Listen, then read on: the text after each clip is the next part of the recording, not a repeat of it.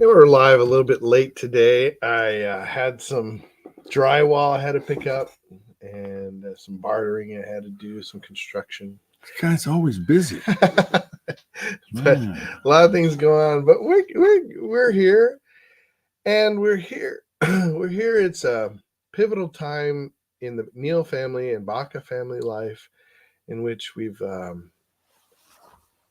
it's a process of saying goodbye to Tata, Ray Baca, my grandfather, your father-in-law, Right.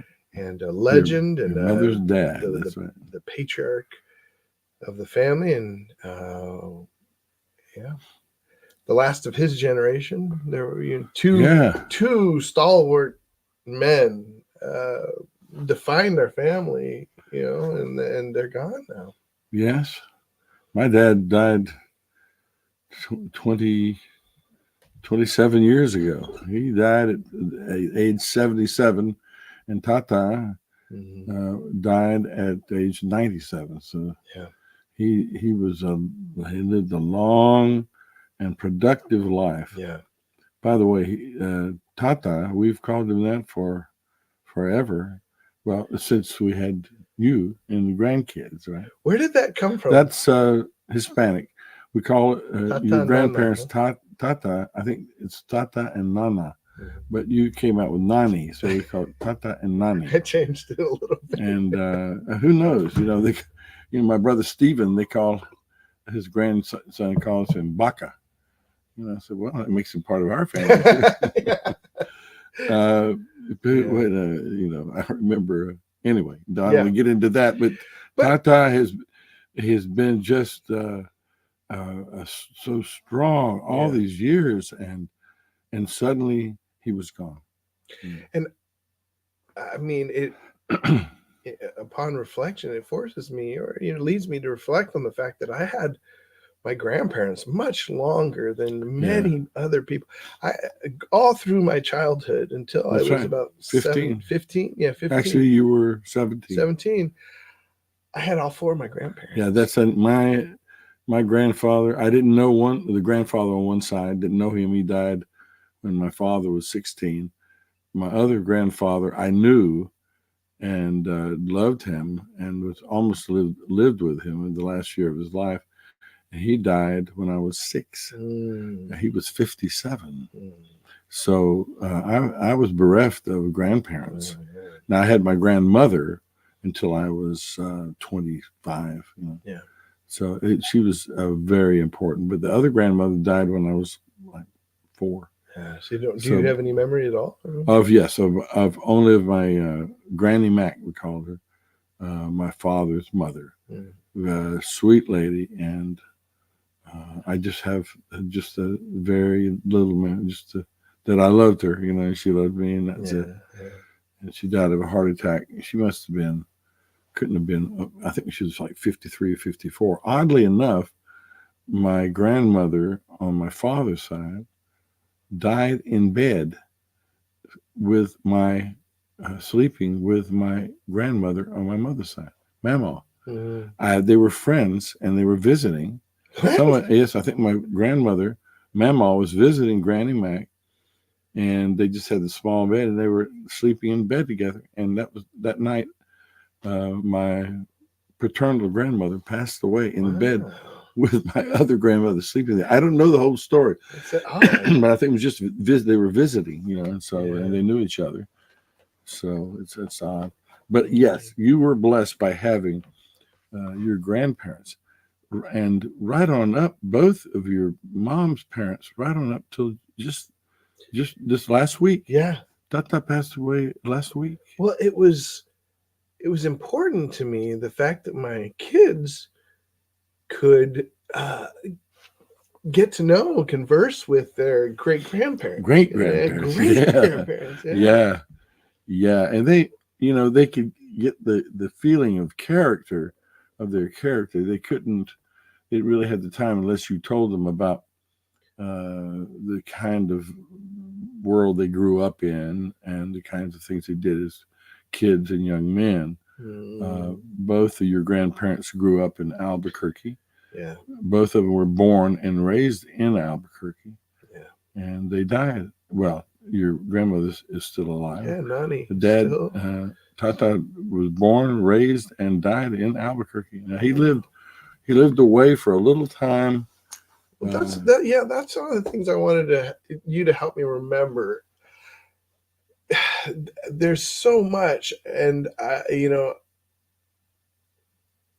throughout the years, I feel like I should have memorized in the way we do. I just never really memorized what. So help me remember. He went to, after he got married, no, before he got married, when he was what, like 17 or 18, he went into the Marines. Yeah, let's just sum it up. Brief overview. When Ray was 17, I think it was 17. That would have made, right toward, like, in 1943, toward the end of the war. He signed up, and I think he lied about his age, and somehow got his mom to sign for him. Yeah. And he went into the Marine Corps, and he had a couple of brothers already in the Marine Corps. And he wanted to go in, went in the Marine Corps, served in the South Pacific. I think saw a little combat, got hurt. I'm not sure he was wounded, but he got hurt. He got hurt. And has had some physical problems since then.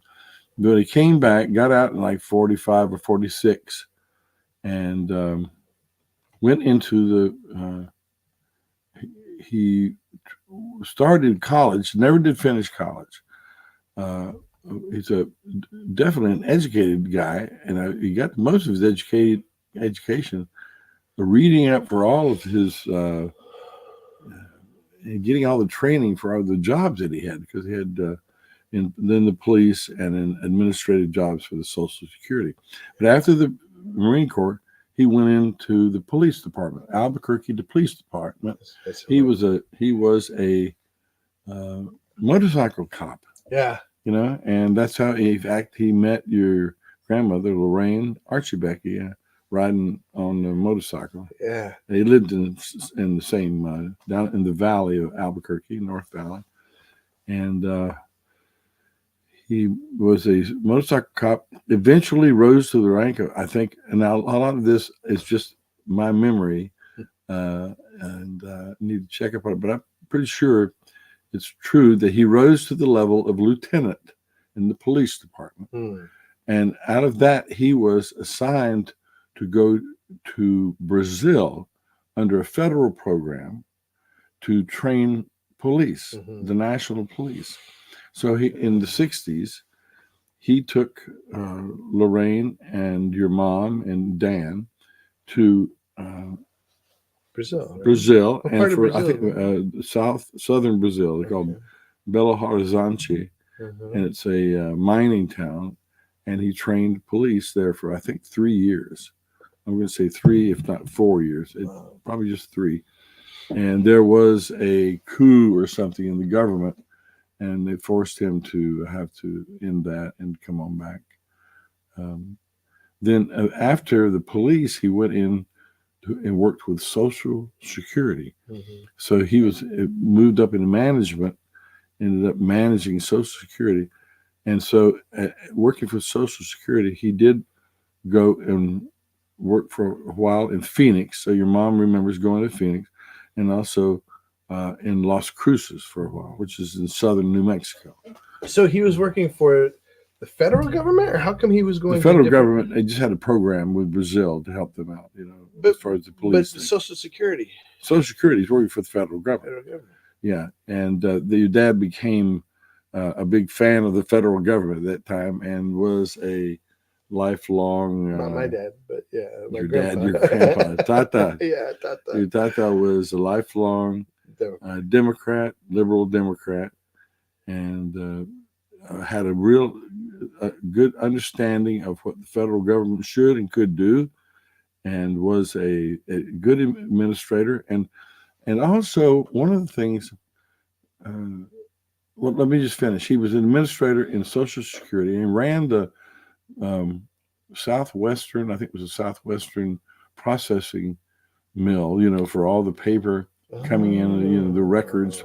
You can imagine how much paperwork there is for people recording their work, and how much money goes into the Social Security recording all that. So he oversaw all that. Yeah, there's a big plant in Albuquerque for the Southwest. I think for the Southwest, he ran that. After that, I think he retired briefly, say in 1985 or something, and then he went back in as worked for Albuquerque as director of public safety. So back in the 90s, I would say until 97, he would have been, say 96, he would have been 70. He probably had to retire. Yeah. But he was director of public safety. That means he was director, oversaw the fire department and police department. Wow. In Albuquerque. Right. Now, that finished up the overall career. Yeah. Police, Social Security, and then public safety for Albuquerque. But along the way, he served on several commissions for the state and for the city. He was on the city, town, the board of commissioners. He was a commissioner for Albuquerque, the board of commissioners, and served as Albuquerque's first mayor. Under they went to a mayoral system for whatever the other one was, town manager, something like that. So they went to a mayoral and the county commission.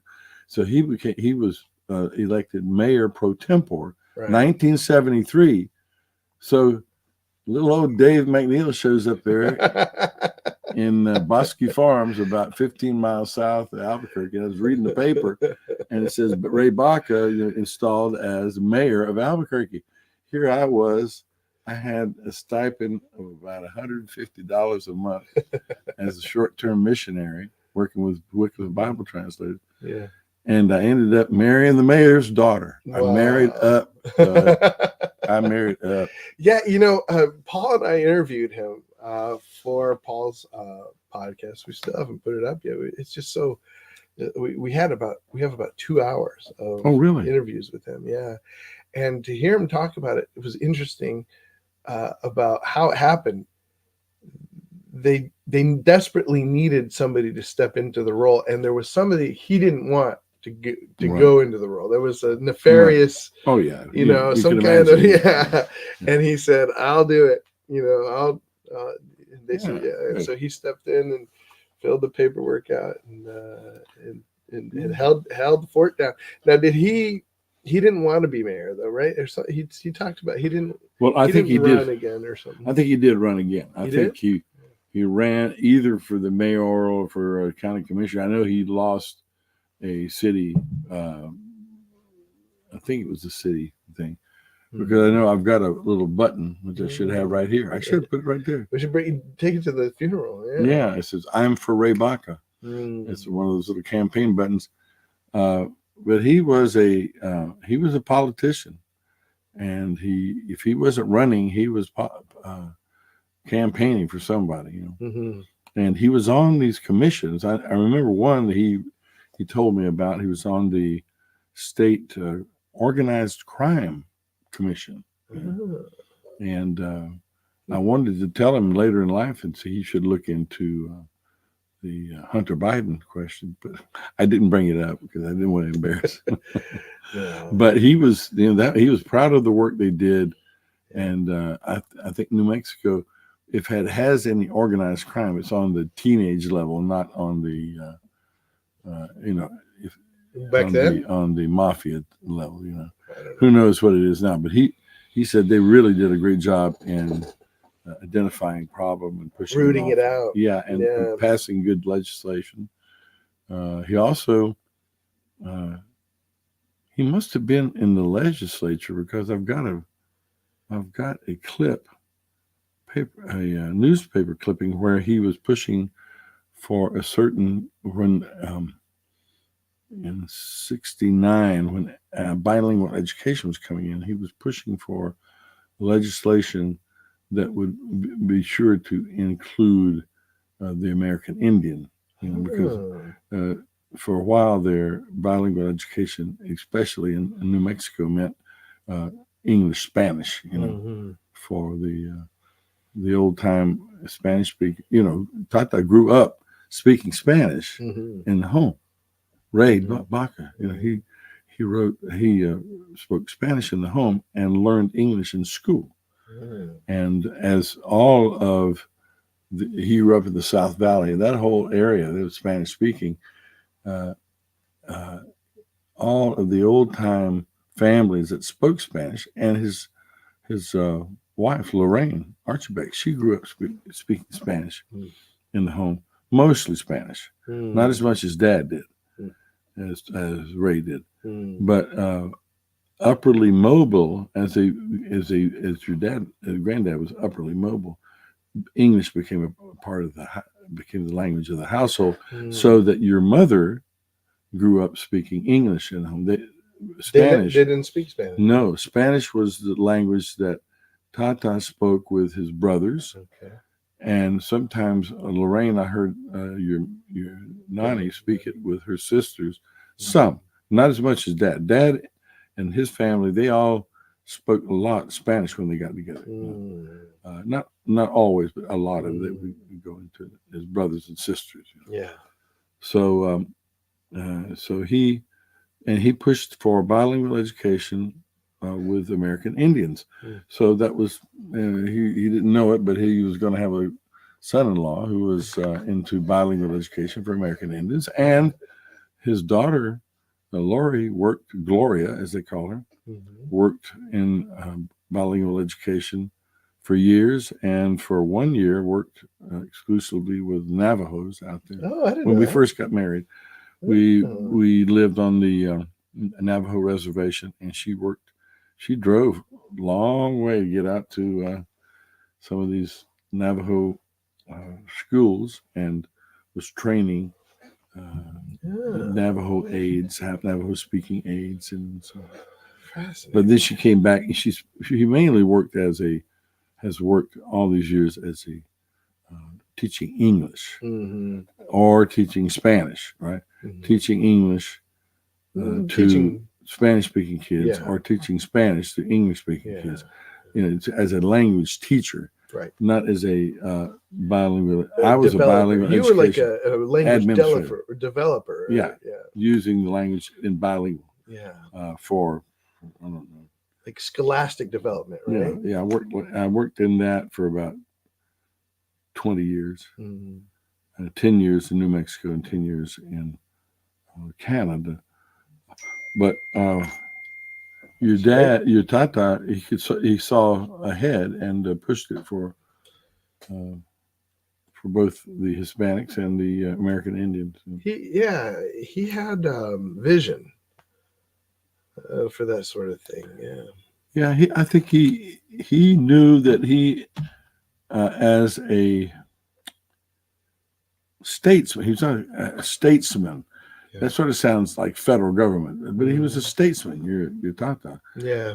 He knew he had a responsibility to look at things in a general sense, not just to push his party or his region or New Mexico, you know, or the Valley or Albuquerque. You know, he was. Whenever we talked, he was always concerned about general ideas and programs. The last thing I talked to him about, we were talking about energy and electric cars, because he was sold out on electric cars when he first came along.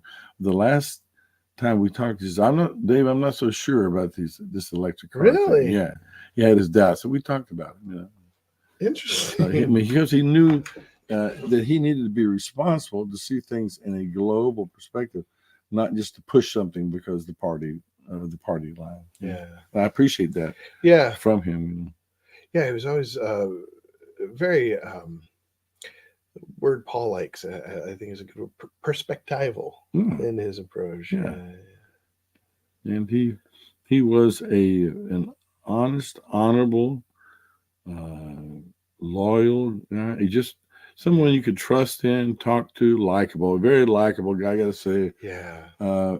Tata was the kindest, besides my own dad, the kindest person I have ever known. Yeah. And what a wonderful thing for you to grow up with two grandfathers that were just about the nicest, kindest people. Yeah.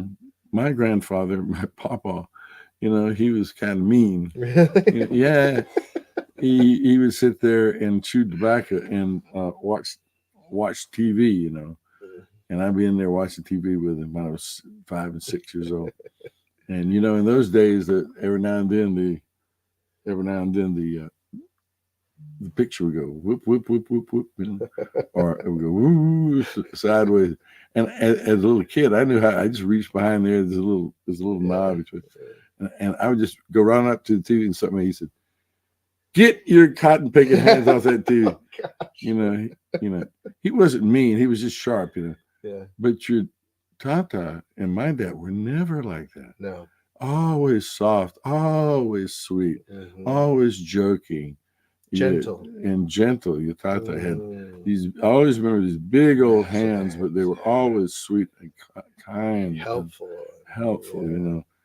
And he's passed that on to you and the other kids. I think you inherited, of all the kids, the double portion of that kindness, and that comes from both your Tata and your granddaddy. Wow. And you should be really thankful. I know you are to God for that legacy. If I could have even just a percentage of what both of them had, I would be grateful if I could live up to that.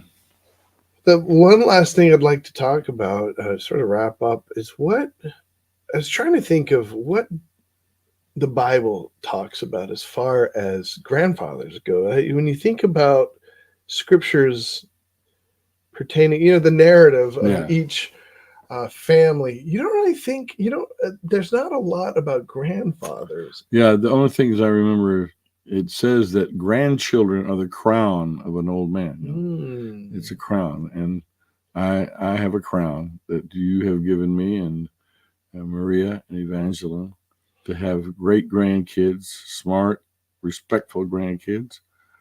So far, I mean, I'm thankful, man. And is there? And there is also the scripture says in Proverbs to rise in the presence of gray hair. They call it the hoary head, and it's a gray hair.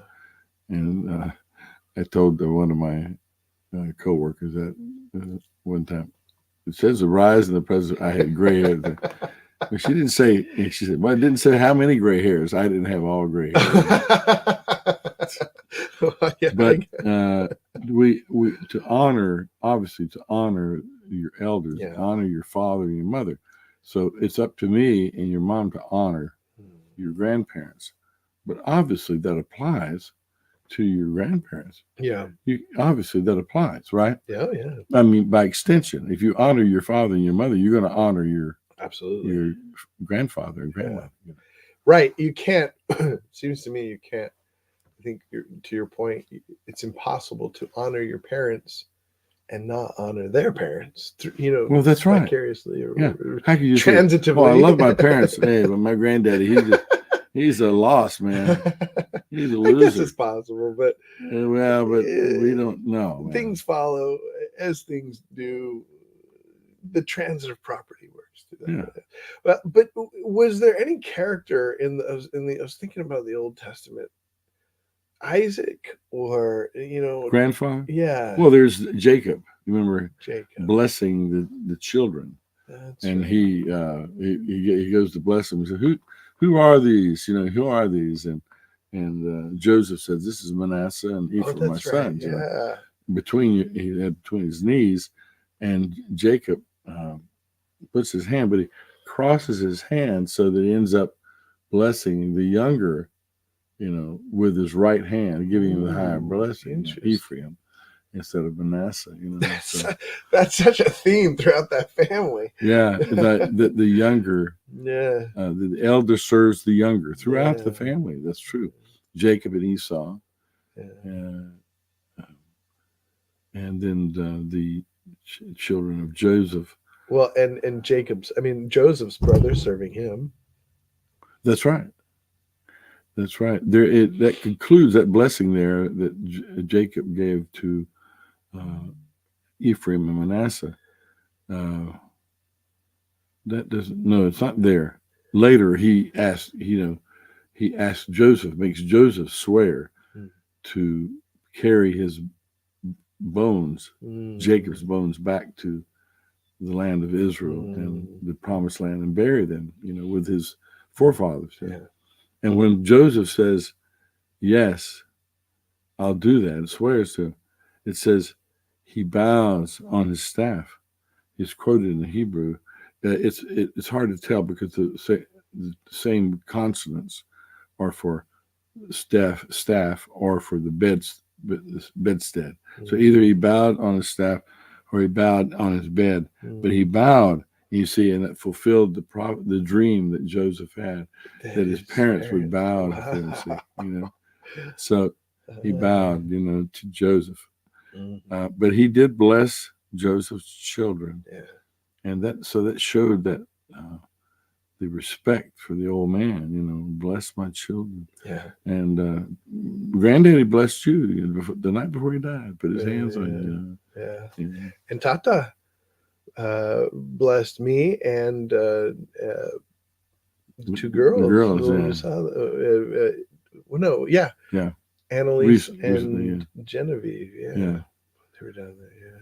Yes, and I think he appreciated all of that attention that he got, and he was a man that I have to say was just sensitive and loving of his children, his grandchildren, and his great grandchildren. He wasn't like, well, that's very fine. Yeah, that's nice, No.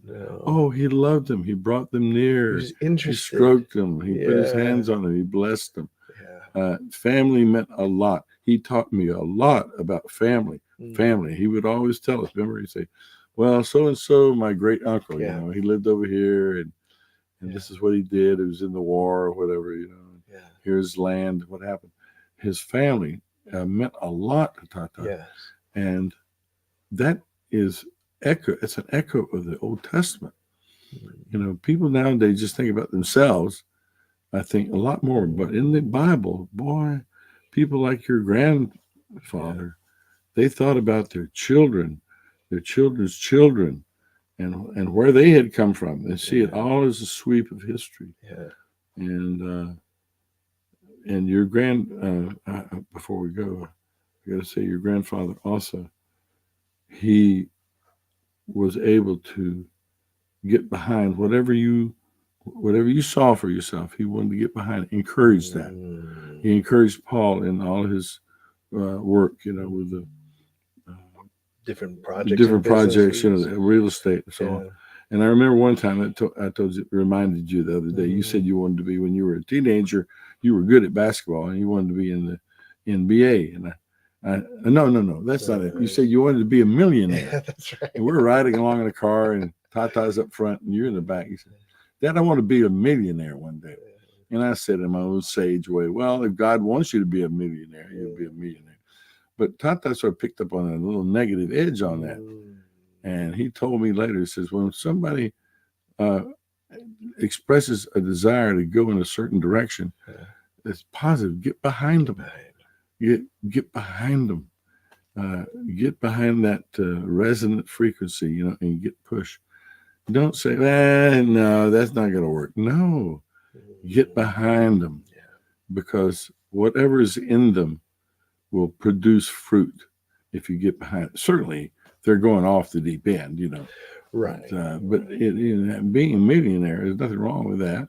Right. And so get behind it, and you can kind of move it this way and that way if you're behind it. And Tata was that way, very positive, pushing with. I never heard him say, nah, that's not going to work out. Never heard him say that. No, he was always very encouraging. And like we were saying before, Paul, the younger, did become a millionaire. with encouragement. That's and right. And he's going to make us all millionaires in the end. So. I'm kidding. He will. Well, okay. Well, let's wrap up by saying thank you to the people that have tuned in. We have Dominique Blay, Hey, Dominic. and Andrea Isuera Flores. Oh, she left a comment, said, "Great Uncle Ray. Was so proud of being a Marine. Yeah, That's right. loved and listened to stories of his time in service. Oh yeah, love listening to it. Oh yeah, there was some great stories of that. Oh yeah, we're gonna miss those stories from Ray. Yeah, Oh, I have man. some on video, so I'd be able to share those. And Jean Claude Newashir says, "Quick way." Yeah, those are old friends here. Yeah. Okay. Oh, and Andrea says, "Great Uncle Ray loved you all so much," and his face lit up when. We miss it.